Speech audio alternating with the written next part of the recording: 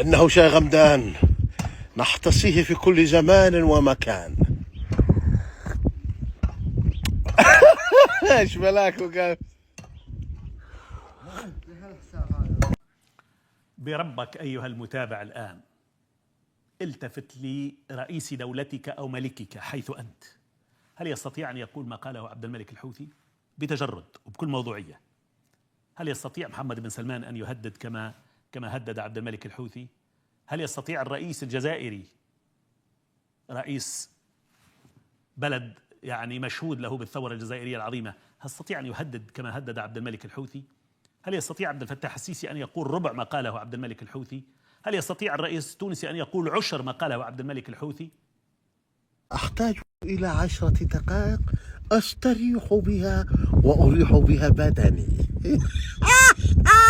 احنا كنا نتمنى أننا بالجوار من فلسطين، وكنا لو تهيأ لنا ذلك لبادر شعبنا بمئات الآلاف من المجاهدين للمشاركة المباشرة مع الشعب الفلسطيني، وهو حاضر لأن يتحرك بمئات الآلاف من المجاهدين وأن يذهب إلى فلسطين ويلتحق بالشعب الفلسطيني لخوض هذا الجهاد المقدس في مواجهة العدو الصهيوني.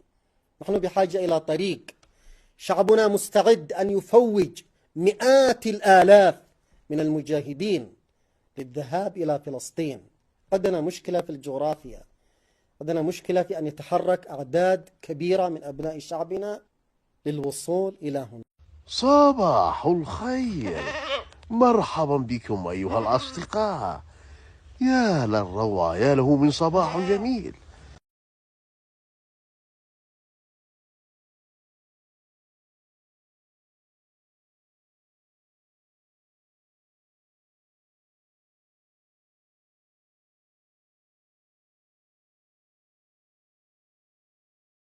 ظهر وفد حوثي كبير في الضاحية الجنوبية ببيروت لتشييع حسن نصر الله. أحببناه لأنه كان لنا فخرا وعزا ونورا وهدى، وكان الملهم والقائد والأب في زمن اليتم والأخ في زمن الفرقة. وكان قيادات من الصف الثاني والثالث للميليشيا غادرت صنعاء بأمان. فكيف تمكن هؤلاء القادة المصنفون إرهابيين عالميا من العبور تحت أنظار العالم والوصول إلى هنا؟ ارتبطنا بجهاده 40 عام والعالم بأكمله، والمجاهدون مرتبطون بالسيد حسن نصر الله، يسمعون كلامه ويهتفون بهتافه. فتبين أننا إذا عملنا والإكرام عليه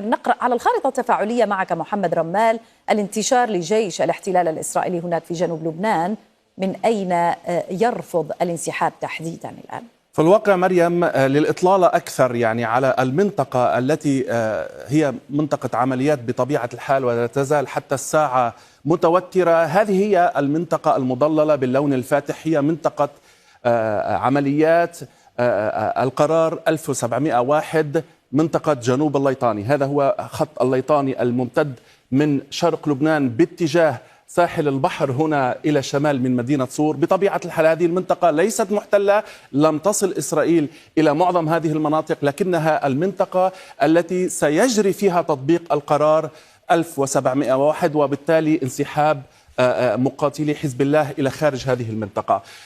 عودنا الجيش الإسرائيلي على فترات متلاحقة على إصدار تحذيرات للمناطق التي يجب أن تبقى مخلاة من السكان. هذه آخر التحذيرات التي أطلقها المتحدث باسم الجيش الإسرائيلي، وتحدث عن وجوب إخلاء نحو 66 قرية تقع إلى الجانب الحدود، على طول الحدود الجنوبية. هذه المنطقة يجب أن تبقى مخلاة من السكان بحسب الجيش الإسرائيلي.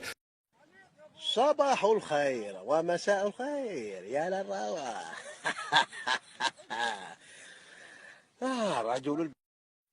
رجل البرية يتمتع بالسباحة يا للروعة. إنه حمام شمسي. سأتناول بعض المشروب، إنه مشروب غير طبيعي يا إلهي. من يأتي لكي يغطس معي بهذا المياه؟ من يريد أن يأتي؟ سأنتظركم. أعرفكم على شقيقي الأصغر. انظروا إلى أسنانه، إنه يأكل السمك.